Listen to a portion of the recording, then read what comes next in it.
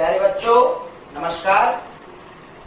आप सभी का स्वागत है हमारे YouTube चैनल में। एक बार फिर से आपके लिए लेकर आ गए हम लेक्चर नंबर 2 ऑनलाइन सीरीज का पाठ आपका अध्याय 2 विलयन। और जैसा कि कोरोना के चलते कल मैंने सारी चीजें आपको बताई थी कि कोरोना महामारी के चलते हमने थोड़ा स्विच किया है, थोड़ा हमने अपनी क्लासों को बदला है, ऑफलाइन से किसमें कन्वर्ट कर दिया है, ऑनलाइन में कन्वर्ट कर दिया है। बस आपसे थोड़ी व्यक्तिगत दूरी बढ़ गई है, बाकी डिजिटली हम फिर आपस में जुड़े हुए हैं। तो आज हम लेकर आए हैं विलयन का ही लेक्चर नंबर 2, जिसमें हम बात कर रहे थे, वैसे कल हम बात कर रहे थे किसकी, अणुसंख्यक गुणधर्म की। किसकी बात कर रहे थे भाई, अणुसंख्यक गुणधर्म की। पूरी डिटेल में इसकी मैंने परिभाषा समझाई थी कि वे गुणधर्म, विलयन के वे गुण जो केवल विलेय विलायक के अणुओं की संख्या पर क्या करते हैं, निर्भर करते हैं, ना कि उनकी प्रकृति पर। किस पर निर्भर करते हैं, केवल विलेय या विलायक के अणुओं की संख्या पर। भाई जो मात्रा रहेगी उस पर ही निर्भर करेंगे, बाकी किसी पर भी निर्भर नहीं करेंगे। ठीक है, प्रकृति या कोई भी चीज आप ले लीजिए, किसी पर निर्भर नहीं करेंगे, विलेय या विलायक के अणुओं की संख्या पर ही क्या करेंगे, निर्भर करेंगे। ठीक है, जैसे मैं एग्जांपल ले 1 ग्राम NaOH ले लिया मैंने, या 1 ग्राम मैंने ले लिया ग्लूकोज। क्या ले लिया भाई, ग्लूकोज। ठीक है, एक बार मैंने इसको 500 ml जल में मिला दिया, विलयन बना दिया इसका, और एक बार इसको मैंने किसमें मिला दिया भाई, 500 ml जल में। तो इन दोनों केस में 2 विलयन बन गए। ठीक है, तो लेकिन यहाँ पर इनके गुणधर्म, कौन से गुणधर्म भाई, अणुसंख्यक गुणधर्म, इन दोनों विलयनों के हमेशा क्या रहेंगे, समान रहेंगे। जैसे गुणधर्म इसके हैं वैसे ही उसके रहेंगे। क्यों, क्योंकि यहाँ पर अणुओं की संख्या क्या ली है, मात्रा या संख्या जो भी है वो क्या ली है, हमने समान ली। ठीक है, तो ये बात कर रही थी। उसमें हमने पहला गुणधर्म पढ़ लिया था, जिसको हमने क्या नाम दिया था, वाष्पदाब में आपेक्षित अवनमन। वाष्पदाब में आपेक्षित अवनमन। ठीक है, क्या बताया था वहां पर कि जब किसी अवाष्पशील विलेय, कैसा विलेय भाई, अवाष्पशील विलेय। ठीक है भाई, अवाष्पशील विलेय। अवाष्पशील का मतलब ऐसा विलेय पदार्थ जिसकी वाष्प नहीं बनती हो, जिसकी भाप नहीं बनती हो, उसको अवाष्पशील विलेय कहते हैं। इसको किसमें मिलाते हैं, किसी वाष्पशील विलायक में। किसमें मिलाते हैं भाई, वाष्पशील विलायक में। तो इस केस में या इस दौरान क्या घटना घटेगी, जो संपूर्ण विलयन का जो वाष्प दाब है, संपूर्ण विलयन का जो वाष्प दाब है वो क्या हो जाएगा भाई, कम हो जाएगा। क्यों, देखिए वही पात्र समझा रखा है वैसे, और ये कल भी मैंने डायग्राम से समझाया था कि ये आपका विलायक है। कैसा है भाई, ये वाष्पशील, ये आपका विलेय मान लीजिए जो कैसा है, अवाष्पशील। ठीक है, जब ये दोनों, और ये पात्र सपोज करिए बंद है, जब ये दोनों आपस में मिलते हैं और अगर आप इसको ताप देते हो तो भाप इसकी बननी चाहिए, तो भाप बनेगी भी इसकी, यानी इसके ही कण कहाँ दाब लगाएंगे, जाकर ऊपर की तरफ। इस विलेय के कणों का कोई योगदान इसमें नहीं रहेगा, यानी ये विलेय के कण यहाँ कोई दाब नहीं लगाएंगे। इस कारण जो टोटल वाष्प दाब है वो क्या हो जाएगा, कम हो जाएगा।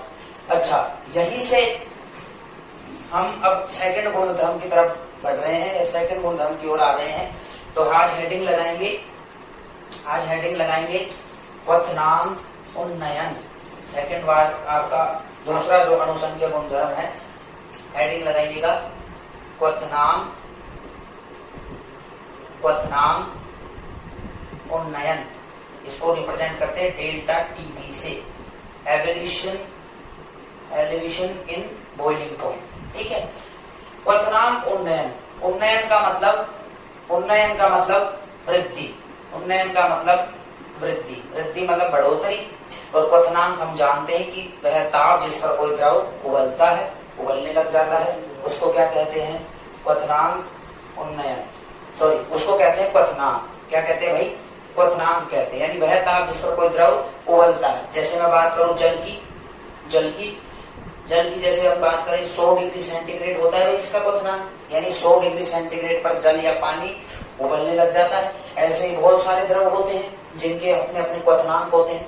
तो इस क्वथनांक में वृद्धि कब होगी, कैसे होगी, विलेय और विलायक के कारण, वही हम यहाँ पर अध्ययन करेंगे। विलेय और विलायक हमारा वही रहेगा। देखिए भाई, जब पिछले गुणधर्म में पढ़ा था, क्या रहेगा, अवाष्पशील तो क्या रहेगा, अवाष्पशील तो क्या रहेगा, विलेय रहेगा। और वाष्पशील क्या रहेगा भाई, वाष्पशील क्या रहेगा भाई, विलायक रहेगा। इन चारों गुणधर्मों में ये चीजें चलती रहेंगी भाई। अवाष्पशील विलेय, वाष्पशील विलायक, जहां जहां भी बात करेंगे ये चलती रहेगी। तो देखिए, इन दोनों का आपस में आपने मिला दिया और मिलाने का क्या क्या परिणाम मिला, वाष्प दाब तो घट गया, पहले से पढ़ के आ रहे। देखिए अब दूसरा केस डिस्कस कर रहे हैं। सपोज करिए ये आपका वही विलायक है, एक पात्र ले लिया है हमने, इसमें आपका ये वाष्पशील विलायक भर दिया है हमने, ठीक है। और ऊपर हमने सपोज करिए कोई अवाष्पशील क्या ले लिया है, ये ऊपर हमने क्या ले लिया है भाई, अवाष्पशील विलेय, क्या ले लिया है भाई, अवाष्पशील विलेय ले लिया है, ठीक है। तो जब इन दोनों का आपस में मिला दिया है, अच्छा अब यहाँ पर ये पात्र को बंद कर लीजिए, ठीक है। और अब इसको हम क्या देना शुरू कर रहे हैं भाई, बर्नर लगा रखा है, ताप देना क्या कर रहे हैं हम शुरू कर रहे हैं, यानी इसको गर्म करना शुरू कर रहे हैं। तो वाष्प इसकी तो बनेगी नहीं, क्योंकि ये तो अवाष्पशील है, इसकी तो भाप बनेगी नहीं, इसकी बननी चाहिए। लेकिन ये जो पृष्ठ पर ये किसके अणु है, विलेय के, ये किसके अणु है भाई, विलेय के, ये इसकी वाष्प को भी बनने से रोकने में क्या करेंगे, बाधा उत्पन्न करेंगे, रोकेंगे इसको। जो इसके कण वाष्प बनाएंगे या भाप बनाएंगे, उसको ये कण क्या करेंगे भाई, अवरोध पैदा करेंगे। और अवरोध पैदा करेंगे तो इनकी भाप बनाने के लिए आपको ज्यादा ताप देना पड़ेगा, यानी इसको ज्यादा गर्म करना पड़ेगा। और ज्यादा गर्म करोगे तो किसमें वृद्धि हो जाएगी, किसमें वृद्धि हो जाएगी, क्वथनांक में। यानी ये जो है आपका देरी से उबलेगा, जो वाष्पशील विलायक है वो आपका देरी से उबलेगा, और इसके कारण इसके क्वथनांक में क्या हो जाएगी, वृद्धि हो जाएगी। और वृद्धि हो गई तो इसी घटना को क्या कह देंगे हम, क्वथनांक उन्नयन, यानी क्वथनांक में वृद्धि, ठीक है, क्वथनांक में वृद्धि। आ गया होगा समझ में। तो अब इसको डिफाइन कैसे करेंगे, क्योंकि वही कल जैसे मैंने कहा था कि RBSc या CBSC के एस्पेक्ट से अगर आप पढ़ रहे हैं इसको, तो भैया डेफिनेशंस तो याद करनी होगी, परिभाषा बिना काम चलने वाला है नहीं, ठीक है। तो क्या होगी इस क्वथनांक उन्नयन की परिभाषा, कुछ भी नहीं होगी, बस वही मैंने कहा कि बोर्ड पे सब कुछ लिखा है, थोड़ा सा दिमाग अप्लाई करना है। क्या करना है, देखिए, जब किसी अवाष्पशील विलेय में, दोबारा ध्यान से सुनिएगा, जब किसी अवाष्पशील विलेय में वाष्पशील विलायक को मिलाया जाता है तो उसके वाष्प दाब में क्या आती है, पहली चीज तो लिख देंगे कमी आती, ठीक है। अब दूसरी चीज क्या, यदि इस विलयन को आप क्या करते हैं, गर्म करते हैं, क्या करते हैं भाई, ताप देते हैं, गर्म करते हैं, तो अवाष्पशील विलेय के कौन जो अणु हैं वो वाष्पशील विलायक को उबलने से क्या करते हैं भाई, रोकते हैं। क्या करते हैं भाई, रोकते हैं, यानी यहाँ से इसकी वाष्प बनने में अवरोध पैदा करेंगे, क्योंकि ये बनाएंगे नहीं, ये तो इसके ऊपर आके बैठ गए और ये इसकी वाष्प बनाएंगे नहीं। तो इस पर जैसे ताप आप लगाओगे, आपको बहुत ज्यादा मात्रा में क्या देना पड़ेगा, ताप देना पड़ेगा। और अगर आप ताप दोगे तो किसमें वृद्धि हो जाएगी, क्वथनांक में। और इस क्वथनांक में हुई वृद्धि को ही हम क्या कह देते हैं भाई, क्वथनांक उन्नयन। आपको फिर मैं बता देता हूँ, यहाँ समझने पर ज्यादा ध्यान देना है, लिखने के लिए हम PDF अवेलेबल करवा देंगे। जो हमारी कोचिंग के छात्र हैं उनको हमने हमारे व्हाट्सएप ग्रुप से जोड़ दिया है, और जो नहीं जुड़े हैं वो अपना जल्दी से जल्दी भाई सब्सक्रिप्शन जो भी है, फीस वगैरह जो भी आपकी बकाया है ऐड करवाएं वहां पर, और उस ग्रुप से जुड़े। क्योंकि देखिए, समझ लेने से चीजें यहाँ क्लियर नहीं होंगी, आपको चीज लिखनी, राइट डाउन भी करनी होगी। एक बार आप यहाँ से राइट डाउन कर लेंगे, ये समझाने वाला कंटेंट चल रहा है, लिखाने वाला कंटेंट PDF में है जो आपको बोर्ड पे लिखना है। तो वो आप चाहे पीडीएफ को प्रिंट आउट निकलवा लीजिए कहीं से जाके, या आप स्वयं उसको किसी कॉपी में उतार लीजिए। उसमें नोट्स ऐसे लिखे गए हैं जो बोर्ड के आधार पर आपको नंबर, मतलब बोर्ड के हिसाब से आपको नंबर मिल जाए, ऐसे लिखे गए हैं।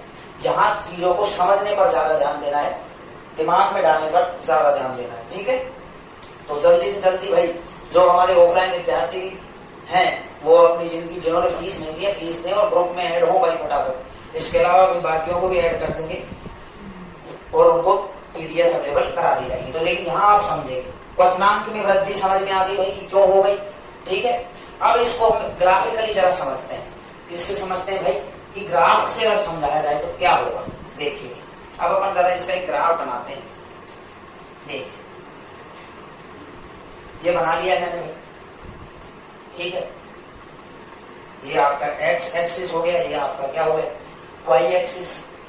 यहां मैं ले रहा हूं भाई क्या, ताप, क्या ले रहा हूं भाई ताप, और इधर मैं ले रहा हूं आपका वाष्प दाब। क्या ले रहा हूं भाई वाष्प दाब, ठीक है।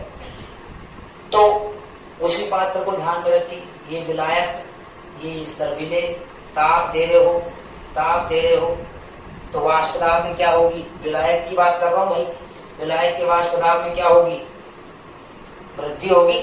अगर मैं विलायक की, और विलायक भी यहाँ पे अपन कैसा लेंगे भाई शुद्ध विलायक। कैसा विलायक लेंगे भाई शुद्ध विलायक। तो देखिए किसी शुद्ध विलायक का ग्राफ कैसे बनकर आएगा, वो कुछ ऐसा बनेगा।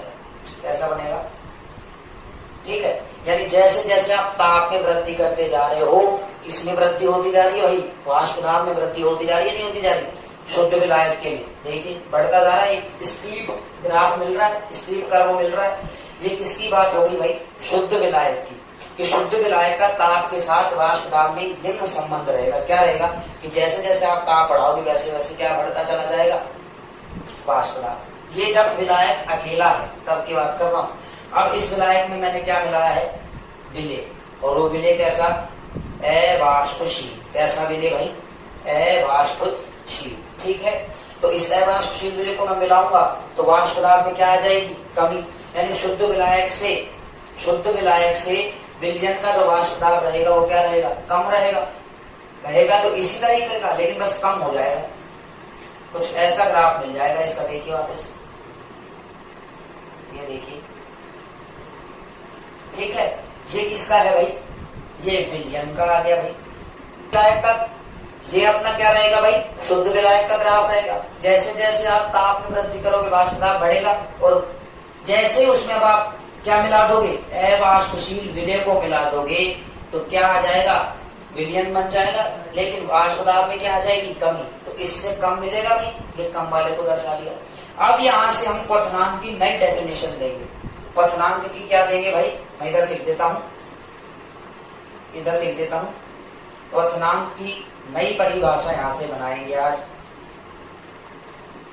क्वथनांक की नई परिभाषा बनाएंगे अपन। क्या होगी, आज तक जो भी पढ़ के आए हो भाई सब मिथ्या पढ़ा है, सब गलत पढ़ा है, या सब सही पढ़ा है, दोनों चीजें आपने पढ़ी थी। किसी से पूछ लीजिए जाके, क्वथनांक वो ये कहेगा कि वह ताप जिस पर कोई द्रव क्या होता है उबलता है, बस इसके अलावा नहीं। आगे अब केमिस्ट्री वाले तो जो पढ़ेंगे भाई वो ये डेफिनेशन याद रखेंगे। क्या याद रखेंगे, देखिए वह ताप जिस पर किसी द्रव का वाष्प दाब वायुमंडलीय दाब के बराबर हो जाए या हो जाता है,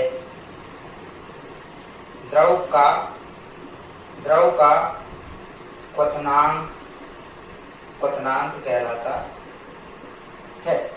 यानी वाष्प दाब किसके बराबर हो जाए वायुमंडलीय दाब के, क्या कहलाएगा वो क्वथनांक कहलाएगा, ठीक है।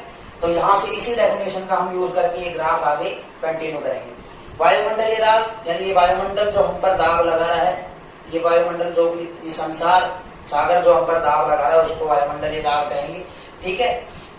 तो ये दाब अगर उस विलयन के वाष्प दाब के बराबर हो जाए, तो सपोज करिए मैं मान लेता हूं कि ये यहाँ पर वायुमंडलीय दाब है 180 एम। क्या है? 180 एम। तो इसके ताप का ये ताप यहां से देखिए, अब ये पॉइंट जो है ये बना है टीबी, यानी इस ताप पर इस शुद्ध विलायक का जो वाष्प दाब है वो किसके बराबर हो गया?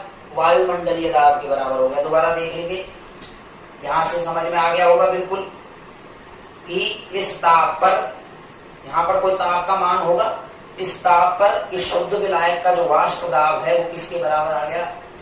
वायुमंडलीय दाब के बराबर आ गया। और इसको अपन ने टीबी से दर्शा दिया। और वही तो क्या होगा? वही क्या होगा भाई? क्वथनांक होगा। क्यों? वायुमंडलीय दाब किसके बराबर? वाष्प दाब के बराबर। वही क्या हो जाएगा? क्वथनांक। ऐसा ही काम किसके लिए कर लेंगे? इस विलयन के लिए। सपोज ये, अब ये कोई पॉइंट है, ठीक है ना? इस पॉइंट पर क्या हुआ? इस विलयन का जो, इस ताप पर या इस पॉइंट पर क्या हुआ भाई? इस विलयन का जो वाष्प दाब था वो वायुमंडलीय दाब के क्या आ गया? बराबर। तो ये इस विलयन का क्वथनांक आ गया। इसको, हाँ, इस ताप को हम कहेंगे टी डिग्री बी। क्या कहेंगे भाई? इस ताप को टी डिग्री बी, यानी शुद्ध विलायक अपन ले रहे हैं और शुद्ध के लिए हम अभी लगाते आ रहे हैं सबके लिए डिग्री, तो इसको क्या कहेंगे? T degree B. और इसको क्या कहेंगे भाई? टी बी, यानी इस पर ये विलयन उबलने लग गया। और इन दोनों का जो ये अंतर है इसको कहेंगे हम डेल्टा टीबी। क्या कहेंगे? Delta TB. और ये क्वथनांक में जो वृद्धि या ये अंतर जो भी कुछ है यही क्या कहलाएगा? क्वथनांक उन्नयन। ये ग्राफिकली हमने इसको समझ लिया। डेफिनेशन हो गई, ग्राफिकली समझ लिया, क्वथनांक की नई परिभाषा समझ ली, मजा आ गया। मतलब कुल मिला के बात ये है, कई चीजें अपन ने सीख ली है यहाँ से। ठीक है, अब आगे बढ़ते हैं। पॉज करके आप ये बना सकते हैं भाई ग्राफ, बाकी मैं इसको मिटा दूं। परिभाषा है कि सब आप वीडियो पॉज करके, ये ग्राफ अपन ने बना लिया है क्वथनांक उन्नयन का।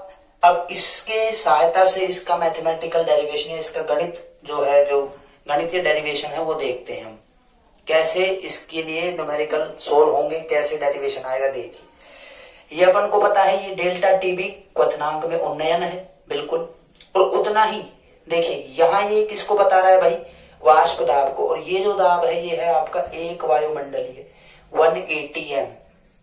ठीक है, तो ये इस दाब को बता रहा है, ये भी दाब को बता रहा है। तो ये इन दोनों में अंतर है जो किसके बराबर है? डेल्टा पी के। दाब के अंतर को किससे दर्शा दिया गया है? डेल्टा पी से। और जो ताप में अंतर या क्वथनांक में अंतर है उसको किससे दर्शा दिया है? डेल्टा टीबी से। यानी इस ग्राफ से अगर मैं कहूं, किससे कहूं भाई? ग्राफ से अगर मैं कहूं तो डेल्टा टीबी जो है वो समानुपाती है किसके? डेल्टा पी की। समीकरण क्या दे देते हैं? 1 दे देते हैं। यानी ये जितना बढ़ रहा है या जितना घट रहा है उतना ही घटेगा बढ़ेगा ये, क्योंकि बराबर ही है भाई। यहां से यहां तक की दूरी और यहां से यहां तक की दूरी ग्राफ से समझ में आ रहा है, ग्राफ से दिख भी रही है कि ये दूरी बराबर है। अब देखिए, अब या अतः वाष्प दाब में आपेक्षित अवनमन से, वाष्प दाब में आपेक्षित अवनमन से, देखिए वाष्प दाब में आपेक्षित अवनमन को मैंने डेल्टा पी से रिप्रेजेंट कर देता हूं। मैं किससे कर देता हूं भाई? डेल्टा पी से। और डेल्टा पी किसके समानुपाती होता था? वहां पे डेरिवेशन आया था वाष्प दाब में आपेक्षित अवनमन। देखिए पुरानी वीडियो को जाके एक बार, यूट्यूब पे है अपने, डली हुई है। तो डेल्टा पी समानुपाती किसके है? विलेय के मोल अंश के, जिसको एक्स ए से दर्शाया था। इसको क्या दे दी? समीकरण नंबर 2 दे दिया भाई। और डेल्टा पी कैसे? वैसे वाष्प दाब में अपेक्षित अवनमन क्या होता है? P degree B minus P S upon P degree B is equal to क्या होता है? X A. यही तो फॉर्मूला आया था, फिर इसको अपन ने आगे सोल्व करा था जो भी किया था। लेकिन वाष्प दाब में अपेक्षित अवनमन का यही सूत्र बना था। यहां से पी डिग्री बी को मैं यहां भेज सकता हूं, यानी P degree B minus P S बराबर क्या मिल जाएगा? P degree B X A. P degree B X A. अब ये एक स्थिरांक है या स्थिर वैल्यू है, तो अगर मैं, और ये भी दाब है और ये भी दाब है, तो ये दाब का अंतर हो गया। इसको किससे दर्शा देंगे? डेल्टा पी से। डेल्टा पी, और यहां अगर इसको मैं हटाऊंगा तो समानुपाती का स्थिरांक लगेगा। समानुपाती का लगेगा तो किसके समानुपाती आ जाएगा? एक्स ए के, किसके, एक्स ए के, ठीक है भाई, किसके समानुपाती आ जाएगा, एक्स ए के। तो अब देखिए यही लाना था अपने को, ये चीज आ गई होगी समझ में कि कैसे आया है, ठीक है। डेल्टा पी किसके समानुपाती आ गया, एक्स ए के। अब देखिए इस समीकरण से मैं क्या कर लूंगा, देखो अब जब भी इस अब समीकरण 2 को देखिए और समीकरण 1 को देखिए, दोनों तरफ डेल्टा पी है, डेल्टा पी है, यानी डेल्टा टी भी किसके समानुपाती आ जाएगा, 1 से। यानी अब समीकरण 1 व समीकरण 2 से, समीकरण 1 व समीकरण 2 से देखिए क्या, डेल्टा टी भी जो है वो समानुपाती आएगा किसके, एक्स ए के, क्योंकि डेल्टा पी दोनों में है। अगर ये इसके समानुपाती, ये इसके समानुपाती, तो ये इसके भी समानुपाती हो जाएगा। यानी इसको मैं दे देता हूं समीकरण 3, समीकरण 3, यहां तक कोई दिक्कत नहीं होनी चाहिए। अब बस इस समीकरण 3 को सोल्व करेंगे और इसका डेरिवेशन निकाल लेंगे। देखिए कैसे, मैं ऊपर से जरा इसको हटा दे रहा हूं और जरा इस समीकरण को मैं ऊपर की तरफ लिख लेता हूं। डेल्टा टी भी समानुपाती है किसके, एक्स ए के, ठीक है भाई, ठीक है। इसको दे देंगे समीकरण 3। अब जब भी समानुपाती हटेगा कोई ना कोई स्थिरांक नियतांक लगेगा, यानी डेल्टा टी बी, तो यहाँ स्थिरांक लगेगा के बी, क्या लगेगा भाई, के बी, और गुणा में डॉट में एक्स ए, समीकरण नंबर 4। तो यहाँ डेल्टा टी बी तो पता है क्या है भाई, क्वथनांक, क्वथनांक उन्नयन, क्या है, क्वथनांक उन्नयन, ठीक है। एक्स ए अपने को पता ही है क्या है, विलेय के, विलेय का या विलेय का मोल अंश, ऐसे लिख देंगे, विलेय का मोल अंश। और के बी क्या है, के बी आपका है मोलल, मोलल उन्नयन स्थिरांक, मोलल उन्नयन स्थिरांक। इसकी इकाई होती है केल्विन किलोग्राम मोल इनवर्स, इस स्थिरांक की इकाई होती है केल्विन किलोग्राम मोल इनवर्स। बहुत इंपॉर्टेंट है भाई, बहुत इंपॉर्टेंट है। इवोल्यूस्कोपिक स्थिरांक भी कहते हैं इसको, और ये बहुत जगह काम आता है, न्यूमेरिकल का भी अपने बहुत काम आएगा ये, इसको याद रखे रहेंगे। इसका नाम क्या है, मोलर उन्नयन स्थिरांक, और इसकी वैल्यू हमेशा आपको क्वेश्चन में देगा न्यूमेरिकल सोल्व करने के लिए। तो यहाँ पे तीनों चीज समझ में आ गई है क्या है, ठीक है भाई। मैं इसको हटा रहा हूँ, राइट डाउन कर लीजिएगा आप इसको वीडियो को पॉज करके। अब देखिए डेल्टा टी बी बराबर के बी को के बी रख लिया, डॉट एक्स ए को मैं क्या लिख सकता हूं सूत्र से, एन ए बटा N A plus N B, ये लिख सकता हूं मैं, बिल्कुल लिख सकते हैं, कोई समस्या इसमें भाई। विलेय के मोल बटे विलयन के मोल, तो वो क्या आ जाएगा, सिंस एक्स ए इज क्या होता है, एन ए बटा N A plus N B, ये एक्स ए का फॉर्मूला होता है। अब देखिए आगे, डेल्टा टी बी बराबर के बी डॉट एन ए, विलेय के मोल कैसे निकाल सकता हूं मैं, डब्ल्यू ए बटा एम ए। भाई विलेय के मोल कैसे निकलेंगे, विलेय का द्रव्यमान बटे विलेय का मोलर, मोलर द्रव्यमान, ठीक है। विलेय के मोल की बात करें तो, विलेय के किसकी बात करें भाई, मोल की, तो क्या फॉर्मूला आ जाएगा, विलेय का द्रव्यमान बटे विलयन, विलेय का मोलर द्रव्यमान। ये फॉर्मूला किसका आ गया, विलेय के मोल का, जिसको एन ए से दर्शाते हैं अपन। ऐसे एन बी भी ऐसे निकल जाएगा, वो विलायक का आ जाएगा, तो एन ए यहाँ पे क्या आ जाएगा, डब्ल्यू ए बटा M A plus W B बटा एम बी। कोई दिक्कत इसमें नहीं होनी चाहिए कि ये क्या कैसे लिख दिया अपन ने, आ गया होगा आपको समझ में। ये विलेय के मोल निकाल लिए, ये पूरे विलयन के मोल निकाल लिए। अगर अब मैं क्या लूं, अगर आपका विलयन क्या हो, अगर विलयन तनु हो, क्या हो भाई, तनु हो, कैसा हो, तनु हो, तो तनु विलयन होने का मतलब विलयन में विलेय की मात्रा क्या, कम। भाई तनु अपन ने यही तो बताया था कि ऐसा विलयन जिसमें विलेय की मात्रा क्या रहे, कम रहे, किसकी तुलना में, विलायक की तुलना में। तो ये मात्रा अगर कम रहेगी तो भाई बहुत कम होने पर विलयन कैसा हो जाएगा भाई, तनु हो जाएगा। और तनु हो गया तो इसकी मात्रा बिल्कुल कम हो जाएगी विलयन में, तो इसको मैं क्या मान सकता हूं, नगण्य मान सकता हूँ। क्या मान सकता हूँ इसको? नगण्य या शून्य मान सकता हूँ, क्योंकि इसकी वैल्यू बहुत कम मिलेगी, बहुत ज्यादा, यानी बहुत कम मिलेगी, माफ कीजिएगा, तो बहुत कम मिलेगी, यानी कैसी केस बन जाएगी? डब्ल्यू ए बटा M A is very very very very less than W B बटा एम बी, यानी इसका मान, इस डब्ल्यू बी बटा एम बी का मान डब्ल्यू ए बटा एम से बहुत ज्यादा हो जाएगा, तो ये 0 के लगभग हो जाएगा, तो इसको 0 मानकर छोड़ सकते हैं, 0 मान के छोड़ सकते हैं। तो अब आगे देखिए क्या बनेगी समीकरण। अतः इसको मैं दे देता हूं भाई समीकरण नंबर 5। समीकरण 5 में क्या चेंज आएगा देखिए, समीकरण 5 से क्या चेंज होगा देखिए, डेल्टा टी बी बराबर के बी डॉट डब्ल्यू ए बटा एम ए बटा डब्ल्यू बी बटा एम बी। ठीक है भाई, इसको दे दिया मैंने समीकरण 6, इसको मैंने क्या दे दिया है? समीकरण 6, यहां तक इसको मैंने 0 मानकर क्या कर दिया? छोड़ दिया। तो ठीक है भाई, ठीक है, इसको हमने क्या मान लिया है? नगण्य, और नगण्य मान लिया है तो इसको 0 मानकर छोड़ सकते हैं, तो इसको हटा दिया यहां से, और ये वैल्यू एज इट इज यहां रह गई।